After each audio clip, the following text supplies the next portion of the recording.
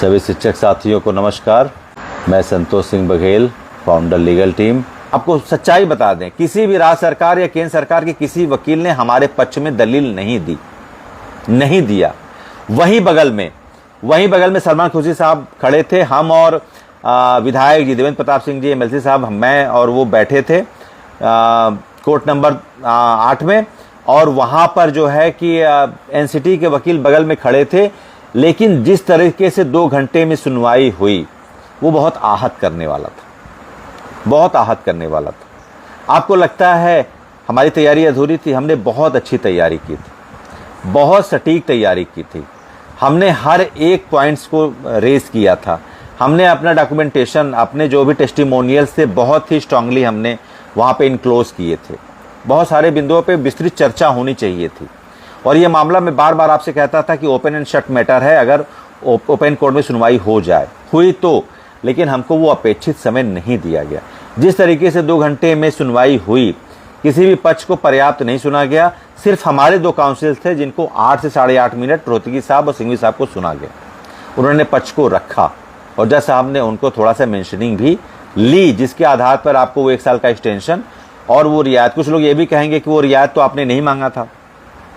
आपको मैं बता दूं, आप उसी आदेश में पैरा 11 को पढ़िए, आपको सारा जवाब मिल जाएगा। लीगल टीम ने इसको स्ट्रांगली लड़ा है। बाकी सारे जो काउंसिल थे वो बाद में आए। पहले सॉलिसिटर जनरल के बाद सिंघवी साहब, रोहतगी साहब ने ही कहा, और बहुत सारे बात ऐसे थे जो उन्होंने वर्बली कहा, और बहुत सारी बातें ऐसी थी जो उन्होंने रिटर्न में भी लिख के दिया था। उन्होंने कहा था कि इसमें शिक्षकों को बताया नहीं गया 15 साल में, इनको मौका नहीं दिया गया, इनके साथ अन्याय हुआ, इनजस्टिस हुआ, ये टीचर उसमें आते नहीं हैं, इन टीचरों को आपने 168 में छूट भी दिया है। बहुत सारे पॉइंट्स उन्होंने रेज किए। तो वहाँ पर सुप्रीम कोर्ट, चूंकि आपको बता दें रिव्यू पिटीशन में कोई फ्रेश अपील नहीं होती, ये सिर्फ करेक्शन होता है रिव्यू में। लेकिन अगर उस समय वो एनसीटी के वकील से 2 मिनट के लिए पूछ लिए होते कि आप इस एवरी टीचर को क्या डिफाइन करेंगे, क्या एलोबरेट करेंगे कि ये मेंशनिंग एनसीटी ने किसके लिए की है, ये जो मेंशनिंग हुई है किसके लिए है, क्या ये 2010 के 11 के बाद वालों के लिए, पहले वालों के, वहां दूध का दूध पानी का पानी हो जाता। लेकिन नहीं हुआ, क्योंकि वो पूरी तरीके से सरकार ने मैनिपुलेट किया था। किसी भी तरीके से उनसे जवाब लिया ही नहीं गया। और मैं तो जज साहब को धन्यवाद देना चाहूंगा, आदरणीय दत्ता जी को धन्यवाद देना चाहूंगा। दत्ता जी ने बहुत फेवर किया है आपके लिए, क्योंकि जब सरकार ही नहीं चाह रही है, उसके बावजूद देखिए कोर्ट हमेशा टेस्टिमोनियल पे कोई भी आदेश देता है। ये तो बिल्कुल आप मान के चलिए, कभी भी साक्ष्यों के साथ ही वो देता है। हमको जो लगता है कि 1 सितंबर 2025 को जवाब ऐसे ही आ गया, ऐसे नहीं आया। अटॉर्नी जनरल का स्टेटमेंट भी वहाँ पर रिकॉर्ड हुआ, उनके भी जवाब हुए। वो हम लोग को नहीं पता था, लेकिन ये भी पता चला कि इन्होंने रेट्रोस्पेक्टिव, एमएचआरडी ने एक लेटर भी दिया है कि इसको रेट्रोस्पेक्टिव आप लागू करिए। ये आपको बता दिए, पता चला रेट्रोस्पेक्टिव लागू करने के लिए एमएचआरडी ने लेटर बकायदे दिया है कोर्ट में। तब ये चीज़ें हुई हैं, ऐसे नहीं हुई हैं। ये एक दिन, it is not one day matter. ये पूरा प्रोपोगेट किया गया है, पूरा मैनिपुलेट किया गया है। तब आप परेशान हैं, तब आपको लगता है इरेशनली कैसे हम शिक्षक पार्टी नहीं थे, कैसे आपको पार्टी नहीं थे, लेकिन आपको वहां पर पूरी तरीके से फंसाया गया है। ये रेट्रोस्पेक्टिव 2017 का अमेंडमेंट लागू करके आपके लिए गाइडलाइन तैयार, आपके लिए इंस्ट्रक्शन दिलाया गया कोर्ट से जबरदस्ती कि आपको 2 साल के अंदर करना है। ये पूरी सरकार की पूरी साजिश है, पूरी कॉन्स्पिरेसी है। आपको मैंने बताया भी था कि 25 लाख की संख्या एक अच्छी खासी संख्या है। जब सरकार 50 साल में छटनी नहीं कर पा रही है, आप हाई कोर्ट चले जा रहे हैं, आप सारी चीज़ों का हवाला दे रहे हैं, सरकार कर भी नहीं सकती है, वो आपके आर्टिकल 40 का उल्लंघन है। तो सरकार ने क्वालिटी एजुकेशन का हवाला दिया। क्वालिटी एजुकेशन के नाम पर अगर सरकार क्वालिटी एजुकेशन के प्रति संवेदनशील होती, मान लीजिए, तो 2017 में जब अमेंडमेंट की, उसी समय क्या इनकी सारे राज्यों की सरकारी मशीनरी मर गई थी? क्या सारी कार्यपालिकाएं मर गई थी उस समय कि वो अपने राज्य के शिक्षकों को बता नहीं सकती थी कि आपके लिए 2017 में अमेंडमेंट आ गया, आपको 2019 तक आपको टेट पास करना है? नहीं था। ये क्वालिटी एजुकेशन तो सिर्फ एक बहाना है। क्वालिटी एजुकेशन अगर रहता तो आपको 2019 तक टेट के लिए ये बोल देते, और उसके बाद 2019 31 मार्च 1 अप्रैल 2019 को आपके पास नोटिस आ गया होता कि you are no any more in this job because you did not qualify the TET examination as prescribed the instruction given by the amendment took place in 2017। ये साफ साफ लिखा रहता। आपको बाहर कर दिया था, you would have been fired, आपको बाहर कर दिया गया होता। लेकिन नहीं, इसको 8 साल बाद बहुत सलीके से कोर्ट के द्वारा लागू किया गया, जिसमें आपके पास बहुत सीमित अधिकार होता है, जिसमें रिव्यू होता है, क्यूरेटी होता है, और ये तो करेंगे नहीं, इन्होंने पल्ला झाड़ ही लिया।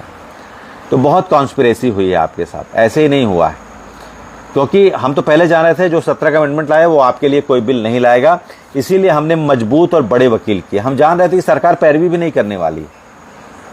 हम तो बहुत आहत हुए उस समय जब कोर्ट में थे कि सरकार की तरफ से कोई जवाब नहीं आ रहा है, कि राज्य सरकारों की तरफ से भी कुछ तरह का स्टैंड नहीं हुआ। ये कहा जा रहा है कि शिक्षकों को ये टेट पढ़ाने में दिक्कत है, वो ये कोई नहीं कह रहा है कि ये शिक्षक पहले के हैं, इनके लिए आप लागू नहीं कर सकते। लेकिन कहेगी कैसे? एनसीटी तो केंद्र की बॉडी है, केंद्र की जिम्मेदारी बनती है। यही धर्मेंद्र प्रधान जी ने कहा कि जब आपका मामला होगा हम आपके लिए लीगल मदद करेंगे। आप कोर्ट में जा रहे हैं, हम आपके लिए लीगल जो भी हमारे एड्स बनेंगे वो केंद्र सरकार आपके लिए करेगी। ये उनका वादा था, लेकिन वादा खिलाफी उन्होंने किया, उन्होंने पूरा वादा खिलाफी किया। इतिहास में इसको बहुत बड़ी ब्लैकमेलिंग के रूप में याद किया जाएगा, जो धर्मेंद्र प्रधान जी ने शिक्षकों के साथ, 25 लाख शिक्षकों और उनके 1 करोड़ से ज़्यादा परिवार के सदस्यों के साथ किया है।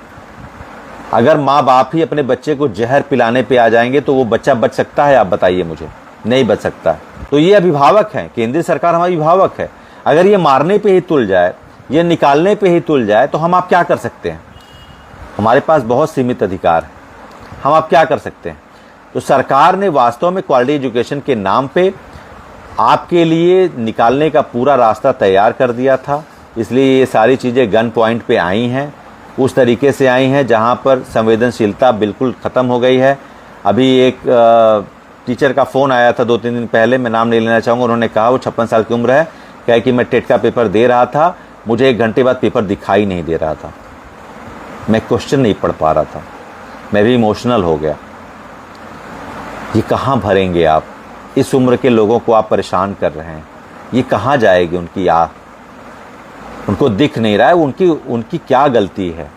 56-57 साल की उम्र में आप उनको 25 साल के कॉम्पिटिटिव बच्चे के साथ परीक्षा दिला रहे हैं। हाँ, उनके बच्चों की शादी है, उनके बच्चों की पढ़ाई लिखाई है, लड़की की शादी है, तमाम तरह की बीमारियां हैं। वो उम्र के इस पड़ाव पे अपनी सर्वाइवल के लिए लड़ाई लड़ रहे हैं। पहली बार कर्मचारी इतिहास में हुआ कि जिस पद पर आप हैं उस पद पर बने रहने के लिए 57 साल की उम्र में आपको परीक्षा देनी पड़ रही है। इससे बड़ा दुर्भाग्य शिक्षकों के लिए नहीं, देश के लिए नहीं होगा। जिस लोकतंत्र में हम रहते हैं, उस लोकतंत्र में जो भी राजनीतिक, जब से मानव सभ्यता आई, जब से वेल कल्चर्ड सिविलाइजेशन आया, कर्मचारी इतिहास में इस तरह का अन्याय आज तक कभी नहीं हुआ जो अभी इस समय 25 लाख शिक्षकों के साथ हो रहा है। जो 30 साल की सर्विस करने के बाद उनको आज के परिदृश्य में, आज के प्रतिस्पर्धी परीक्षा में प्रतिभाग करने के लिए कोर्ट के माध्यम से जबरदस्ती दबाव डाला जा रहा है, नहीं तो उनको नौकरी से निकाल दिया जाएगा। इससे बड़ा अन्याय कभी किसी कालखंड में नहीं हुआ है जितना अन्याय इन शिक्षकों के साथ हो रहा है।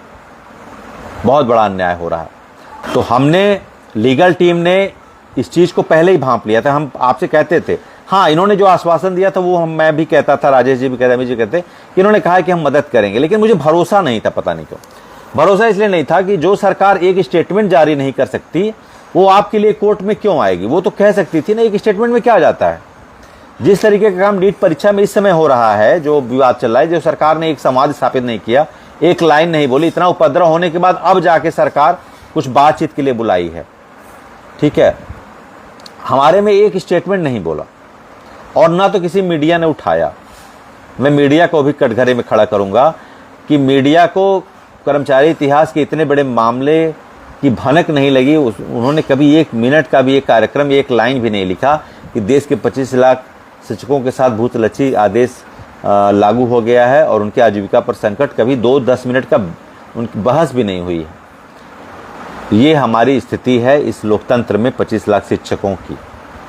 तो इसलिए निराश नहीं होना है, हम अभी इसकी लड़ाई लड़ेंगे। आपको बता दें, हम बैठने वालों में से नहीं हैं, हम जवाबदेही तय करेंगे। आपको बिल्कुल घबराना नहीं है। दूसरा पॉइंट आता है, अब इसमें आगे क्या है, किस तरीके से हम इसमें बचाव करेंगे, जो आप सभी लोग पूछ रहे हैं।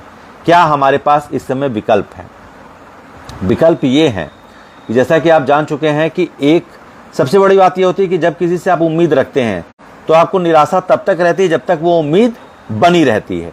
जब वो उम्मीद खत्म हो जाती है तो फिर आपको किसी चीज़ का डर सबसे खतरनाक होता है। जैसे वो चीज़ खतरनाक नहीं, उसका डर खतरनाक होता है। हमको ये लग रहा था कि सरकार साथ देगी, लेकिन जब सरकार साथ नहीं देगी तो हम मजबूत हो गए हैं कि ठीक है, अब हम अपने इरादों में और मजबूत होंगे और इसकी लड़ाई और मजबूती से लड़ेंगे, क्योंकि केंद्र सरकार से हमें फिलहाल, अब आगे क्या होगा, कैसा वो स्टैंड लेगी, किस तरीके के सर्कमस्टेंसेस जो है प्रोपोगेट होंगे, उसमें क्या कंडीशन बनेगी, वो आगे की बात है। लेकिन उसके लिए सरकार के अहंकार के कद के बराबर आपके आंदोलन का कद होगा, तभी ये संभव है। क्योंकि सरकार आपके लिए तनिक भी संवेदनशील नहीं है, 0.01% की। तो उसके प्रतिकार के लिए उस तरह का आंदोलन का स्तर खड़ा होगा तभी हो पाएगा। लेकिन फिलहाल जो स्थिति है, सरकार ने बहुत रणनीतिक तरीके से हमको तोड़ने का भी प्रयास किया, बहुत रणनीतिक तरीके से, स्ट्रेटेजिक तरीके से। आपको विद्यालय में अकेला कर दिया है। आपके विद्यालय में 5 साल से कम सेवा वाले अलग हो गए हैं, टेट वाले अलग हो गए हैं, जो आपके साथ टेट का एग्ज़ाम दे के पास हो गए वो अलग हो गए हैं। तो सरकार ने बहुत स्ट्रेटेजी, लेकिन आपको ये समझना होगा, आज टेट पास करना या टेट निकालना इस समस्या का हल नहीं है। अगर आज आप इस उनके आदेश को स्वीकार कर लेते हैं, बात मान लेते हैं, अपनी जान बचा लेते हैं, तो कल आप नए आदेश के लिए भी खड़े रहिएगा। क्योंकि सरकार की जो आगे की योजना है वो इस विभाग को पीपीपी मॉडल पर ले जाने की है। किसी भी तरीके से एनईपी लागू होगा, उसमें आपके लिए हर साल परफॉर्मेंस बेस्ड इंक्रीमेंट की बात होगी। 2 साल अगर निगेटिव हुआ या माइनस हुआ तो आपकी सेवा शर्तों पर भी खतरा आ जाएगा। तो आने वाला समय बेसिक शिक्षा परिषद के विद्यालयों के लिए और उनके शिक्षकों के लिए बहुत अनुकूल नहीं रहने वाला है। अब आपको संघर्ष का रास्ता चुनना पड़ेगा।